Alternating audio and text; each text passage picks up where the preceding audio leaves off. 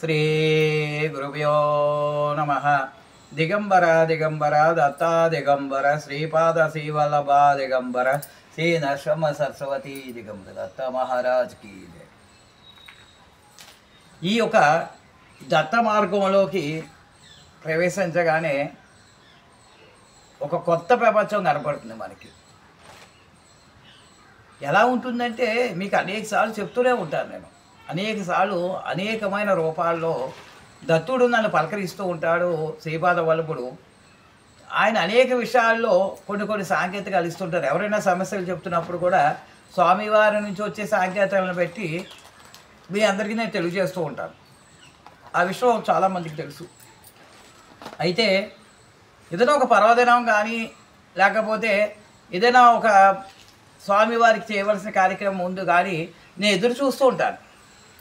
స్వామి ఏం చెప్తారు, ఈవేళ ఏం చెయ్యాలి, నేను నాకు ఏమి ఆదేశిస్తారు అని. అలాగా నిజంగా స్వామి అలాగే ఎదురు చూస్తున్నప్పుడు ఆయన కనపడటము, పలానా ఆదేశం చేయటము, దాని ప్రకారం నేను నడుచుకోవడం జరుగుతుంది. గొప్ప చిత్రం అంటే ఎప్పుడైతే ఈ గురుతత్వంలోకి వస్తే ఒక శ్రీపాద వల్లభుడే కనపడతారా లేదా ఒక దత్తాత్రేయుడే కనపడతారంటే అది కాదు. అనేకమైన అవధూతలు, మనకు చుట్టుపక్కల ఉన్న అవధూతలు కూడా మనకు దర్శనమిస్తూ ఉంటారు. నాకు తెలియలేనప్పుడు ర్యాలీలో ఉన్న దుర్గయ్య స్వామి గారు ఇక్కడికి వచ్చి నన్ను సూక్ష్మంలో పలకరించడం, అలాగే సురేంద్రబాబు గారు కూడా ఆయన సూక్ష్మ రూపంలో నాతో మాట్లాడటము, అలాగే మన అందరికీ తెలుసు చెవటమ్మ. నాకు అప్పటి వరకు అసలు వీళ్ళెవరూ నాకు తెలియదు. వాళ్ళు నన్ను వచ్చి పలకరించడం, నేను అక్కడ తర్వాత ఆ స్థానాలకు వెళ్ళి పలకరించడం జరిగింది. టెంబే స్వామి గారు అంటే సత్యరీతలో అనేకసార్లు నేను పారాయణం చేస్తున్నప్పుడు టెంబే స్వామి విషయం వస్తుంది. అలాంటిది ఆ టెంబే స్వామి గారు అనేకసార్లు నాకు దర్శనం ఇవ్వడం జరిగింది. ఇదంతా కూడా ఏ జన్మ చేసుకున్న పుణ్యమో, ఏ జన్మ చేసుకున్న మా పూర్వీకులు చేసుకున్న పుణ్యమో కావచ్చు, చెప్పలేము. కానీ స్వామి నాకు ఈ ఒక అవకాశాన్ని ఇచ్చారు, చాలా సంతోషం. అయితే నిన్న మీ అందరికీ తెలుసు గురువారం చిత్తా నక్షత్రం అయింది. స్వామివారి అలంకారం చూశారు కదా. నిన్న కొంతమందికి వాట్సాప్లో ఉన్న వాళ్ళు చాలామంది కూడా చూశారు.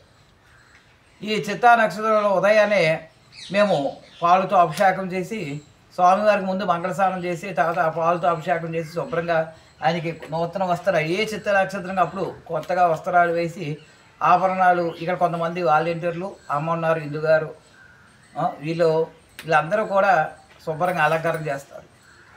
ఇందు అంటే నా భార్య. చాలా యొక్క స్వామివారి సేవలు ఎక్కువ నిగమనమై ఉంటుంది. అయితే ఇలా చేస్తూ ఉంటారు. నేను చాలామంది నా చిత్తా నక్షత్రంలో కొత్తగా కొంతమంది రావడం జరిగింది. వాళ్ళు ఒకరు ఏమనుకున్నారట, స్వామి కనపడుతున్నారన్నారు. అసలు స్వామి నిజమా కాదా అని అనుకుంటూ వచ్చారట. మేమంతా కూర్చుని సిద్ధమంగళసూత్రం ప్రారంభం అవుతుంది, సాయంత్రం 5:30 అది అవుతుంది. అది సడన్గా స్వామివారు కనపడి నా యొక్క దేహం మీదకి వచ్చి వాడుకొని కనపడి వెంటనే ఏమన్నారట, ఇదే అయితే మేము గోధుమ రవ్వ హల్వా చేస్తాం, స్వామిగారికి ఇష్టం అంటే. ఏనాయన గోధుమ హల్వాలో బెల్లం మొక్కలు ఏమైనా పంటి కింద పడుతున్నాయా అని అడిగారటండి. పంటి కింద పడిందా, తీపి ఎక్కువ అయిందా అన్నట్టు ఆశ్చర్యపోయేస్తాడు ఒక్కసారిగా అతను ఆ కుర్రవాడు. అప్పుడే బెల్లం ఈ హల్వాలో పూర్తిగా కరగలేదు, ఆ తీపి ఎక్కువ అయ్యి ఆ బెల్లం ముక్క కూడా పన్ను కింద పడింది. అంత ఆశ్చర్యం వేస్తే వెంటనే ఆశ్చర్యం వేసింది. అయితే ఇక్కడ ఒక డాక్టర్ గారు వస్తూ ఉంటారు. ఆయన వేరే చోటకి వెళ్దాం అనుకుని అవుతుంటే ఎందుకో మనసులో పదే ఇక్కడ ఏదో జరుగుతుంది, అది రావాలి అనిపించిందట. చాలా దూరం వెళ్ళిన తర్వాత ఒక 4 కిలోమీటర్లు వెనక్కి వచ్చి ఈ ఆలయానికి రావడం జరిగింది. రాగానే స్వామి ఆయన పిలిచి, రావయ్య రారా, నీకోసమే ఎదురు చూస్తున్నాను అంటూ వెంటనే పక్కన ఉన్న 22 రూపాయలు ఆయనకి ఇవ్వడం జరిగింది. ఆయన ఆశ్చర్యపోయారు. నిజంగా ఇక్కడ మాకు ఆయన తెలియదు, ఇక్కడ శ్రీపాద వల్లభుడు కనపడతారని కానీ మాట్లాడతారని కానీ తెలియదు. ఎప్పుడు ఉన్న శివగారే కదా అని అనుకున్నారు. 22 రూపాయలు ఇచ్చి, నీకు ఇది ఆర్థిక లోటు లేకుండా చేస్తుంది అని అన్నట్టు. నిజంగా కూడా స్వామి ఇక్కడికి రాగానే ఆయన కోరుకున్న కోరిక అదేట, నా ఆర్థిక సమస్య తీర్చు స్వామి అని. చూసారా, తల్లి కూడా అడిగితే కానీ పెట్టదంటారు. మన శ్రీపాద శ్రీవల్లభుడు బాలు రూపంలో ఈ ఒల్లూరు శ్రీపాద శ్రీవల్లభ సంస్థానంలో అనేకమైన అద్భుత లీలలు చేసి చూపించడం, ఔదంబర వృక్షం కింద అనేక మంది వ్యక్తులకి స్వయంగా కనపడి చెప్పడం జరుగుతుంటే అంత ఆశ్చర్యకరంగా ఉందో కదా. అసలు మనం ఏమిస్తామండి దత్తాత్రేయుడికి వాళ్ళకి? మనం ఏం అమ్మక్కర్రా, ఒకే ఒక మాట, దిగంబర దిగంబర దత్తా దిగంబర శ్రీపాద శ్రీవల్లభ దిగంబర శ్రీ నరసింహ సరస్వతి దిగంబర అని ఒక్క మాట, ఒక్క ఒక్క ఇది మనం అనుకుంటే చాలు, స్వామి మొత్తం మన వశం అయిపోతారు. ఎంత ఇదైపోతారంటే మనం చాలా ఇంకా అసలు మనకి ఏమి మనం అడగకుండానే మనకి అన్ని ఏర్పాట్లు చేసే వ్యక్తిగా మారిపోతారు. ఒకవేళ అలా జరగలేదు అంటే మన తలుచుకునే తలుపుల్లో ఏదైనా లోపం ఉందేమో ఒకసారి గమనించండి. మన పెదములతో ఒకవేళ శ్రీపాద అని అడుగుతున్నామేమో, మనసుతో అనట్లేదేమో ఒకసారి ఆలోచించండి. మళ్ళీ మరో విషయం ఏంటంటే, హిందూ గారిని అంటే నా భార్యని అడిగారు, ఈసారి చిత్తా నక్షత్రానికి కొద్దిగా అన్నము పొద్దపప్పు నెయ్యి వేసి పెట్టమ్మా తింటాను అని. ఈయన అడగటం ఏమి కొత్త కాదు, అనేక సార్లు. ఒకసారి అయితే స్వామివారు మేము ఇక్కడ సిద్ధమంగళ సూత్ర పారాయణ చేస్తున్నాము, అందరూ కూడా మొదలుపెట్టి సడన్గా స్వామి ఒంటి మీదకి వచ్చి నాకు పాలు కావాలని గొడవ. అసలు పాలు ఎక్కడా దొరకలేదు.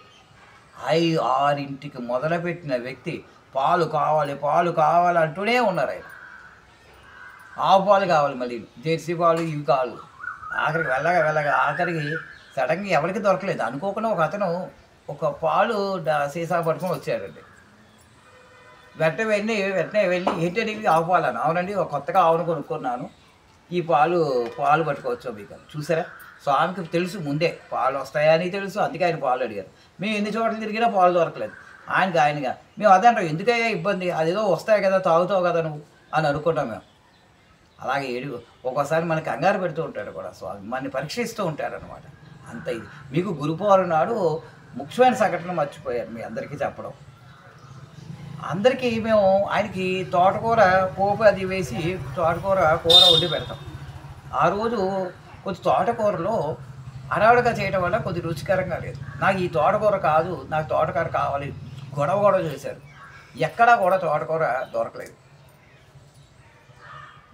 అసలు ఎక్కడ మేము ఎంతో ట్రై చేసి ఏం అప్పుడు ఆ పక్క అన్నదానం, ఓ పక్క గురువారం జనాలు భక్తులు అనేక మంది వచ్చేస్తుంటే ఏం చేయాలో తెలియదు. సడన్గా ఎవరో ఒక బాక్స్తో కూర పట్టుకొచ్చి ఇవ్వటం. ఆయన ఉత్తి కూర నేను మొత్తం నేను ఉత్తి కూర ఎవరైనా తింటామండి, ఆ కూర అంతా కూడా నేను తినేయటం జరిగింది. అంత మహత్యాలు, అంత అద్భుతాలు ఇక ఔదంబర వృక్షం దగ్గర, ఈ బాల శ్రీపాదవల్లభ సంస్థానం దగ్గర అనేకమైన శ్రీపాదవల్లభుడు ఒక విగ్రహం అని అనుకోవడానికి లేదు. ఎందుకంటే ఆయన డైరెక్ట్గా ఇక్కడ కనపడుతూ ఉంటారు అనేక మందికి. నిన్న ఎవరో ఒక కుర్రోడు ఎక్కడి నుంచో వచ్చి శ్రీపాదవల్లభుడి యొక్క 8 సార్లు నేను పిఠాపురం వెళ్దాం అనుకున్నాను స్వామి, నా ఆర్థిక పరిస్థితి బాగోలేదు, ఏంటి అని ఆలోచిస్తుంటూ ఒక చోట కూర్చుని ఉన్నట్టని. ఇక్కడికి 11 కిలోమీటర్ల దూరంలో కూర్చుంటే ఒక అతను వచ్చి, అతను కూడా దత్తు భక్తుడు అటండి. ఏదో మాటల మీద నేను పిఠాపురం ఒకసారి వెళ్ళాను, 8 సార్లు వెళ్ళాలనుకున్నాను, 7 సార్లు ఆర్థిక పరిస్థితి బాగోక వెళ్ళట్లేదండి.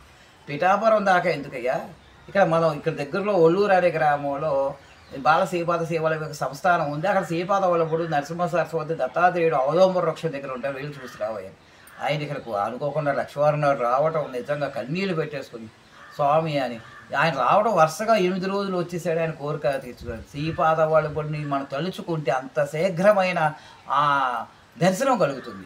కాబట్టి ఈ యొక్క లీలలన్నీ మీతో పంచుకోవాలని నేను అనుకున్నాను. కాబట్టి అందరూ కూడా శ్రీపాదవల్లభుడు మనస్ఫూర్తిగా ఒక్కసారిగా అందరూ కూడా కళ్ళు మూసుకొని చేయదలిచిన ఆయన శ్రీపాద నీవే నాకు దిక్కు, మరి ఏ దిక్కు లేదు, నువ్వే మమ్మల్ని కాపాడేవాలి, నువ్వే మమ్మల్ని రక్షించాలి, మా పిల్లల్ని మమ్మల్ని అందరినీ మీరే రక్షించాలి స్వామి, మీరు ఈ ఔదంబర వృక్షం నీడే మాకు సర్వస్వం తప్పించి ఇంక వేరే ఏదీ లేదు అని చెప్పి ఆయన పాదపద్మాలకు పడి వేడుకుందాము. జయ గురుదేవ దత్త.